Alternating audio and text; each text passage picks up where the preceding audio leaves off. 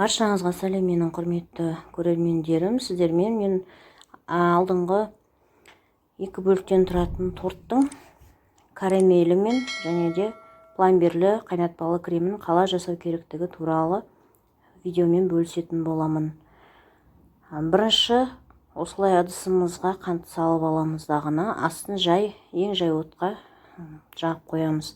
Яғни бірден араластырмаймыз, бұл қоңыр болғанша күтеміз.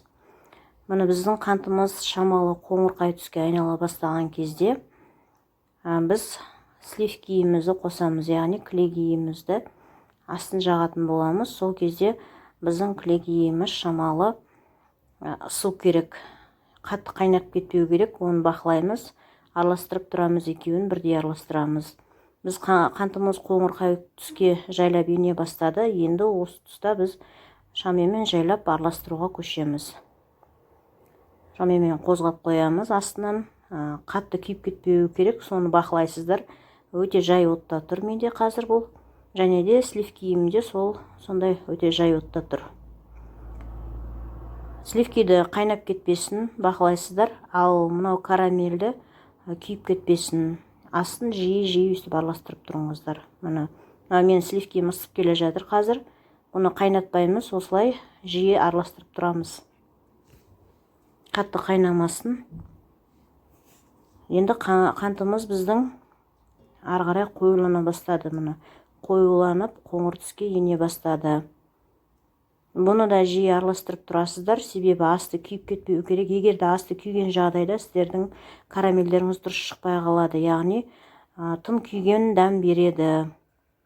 Және де ол жаңағы кейбір жағдайларда қантым қатты қатайып кетсе, асты жабысып қалады дағыны, карамель шықпай қалады. Сондықтан да жиі бақылауға алып, қасында қозғалмай тұрып, қайта екеуін бірден араластырып тұрасыздар. Қант толық ерігенше күтеміз. Қараңыздар, қант менде толық еріді, асты жабысқан жоқ, күйген жоқ. Әдемі осындай қоңыр түске енді. Дәл осы жерде абайлайсыздар, өйткені осындай қатты дыбыс шығады, яғни қатты ыстық бетке қарай ұрады, яғни сливкидің ыстық пары, ыстық буы шығады. Осы кезде абайлаңыздар, бетіңізді тосып қалмаңыз, күйдіріп жіберу қаупі бар.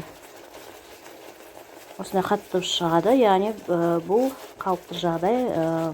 Енді осы жерде осыны қозғалып, өстіп тоқтамастан қозғай берсеңіздер, барлығы бір текст болып, сливкимен, яғни карамель екеуі бір келкі массаға енеді. Осылай қозғай бересіздер. Яғни кішкене әбден енгенше астындағы отынды өшірмей қоя тұрасыздар. Міне екеуі бір-біріне жақсы араласып болған соң барып, отыңызды өшіресіз дағыны, өстіп ыстық карамельге майыңызды тез салып жіберіп, бөлме температурасындағы май болады бұл. Өстіп бірден араластырып, майыңызды ертіп аласыздар. Өстіп майды ертіп алдыңыздар да, араластырып, әбден май толығымен ерігенше қозғай береміз. Осылай еріп болған соң барып, салқындатуға қоямыз. Осындай карамель, әдемі карамель болып шықты.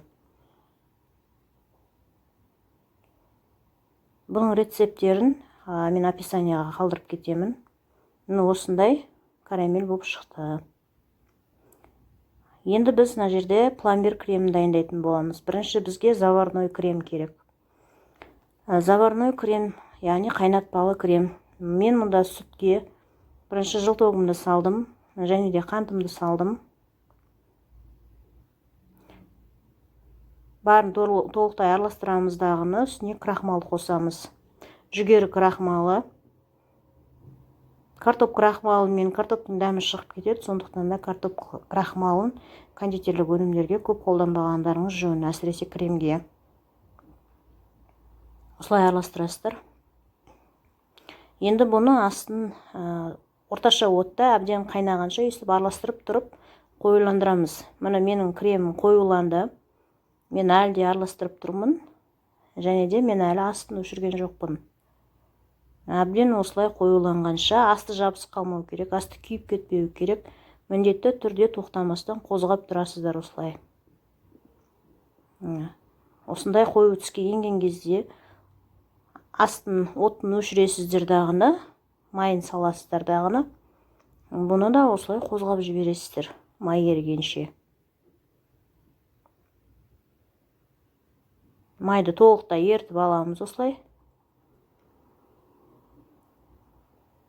Қозғап тұрасыздар да, өйстіп ерігенше әбден араластырып біркелкі массаға енгенше майды ішіне сіңдіріп жоқ қылып жібереміз. Яғни міне бізде осындай қайнатпалы крем пайда болды.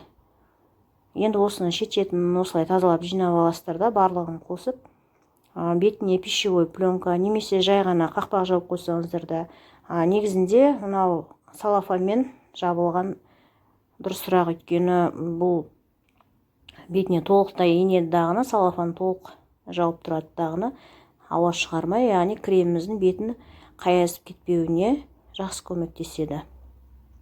Енді осыны әбден суығанша қойып қоятын боламыз.